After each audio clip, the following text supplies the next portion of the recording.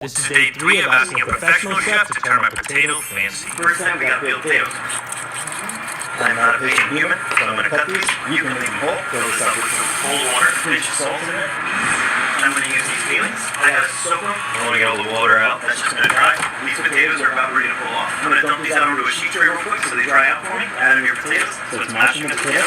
Just in case you're wondering what all this hard work is for. Let's relax. Give this a little mix.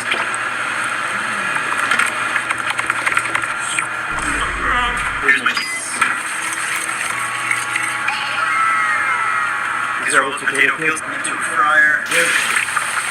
On some big piles. So, guys, yeah, fried potato peels, truffle aioli, buon goat. Let's begin. Oh my gosh.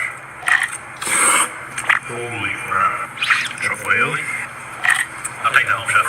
Potato fancy? Thank you, chef. 10 out of 10.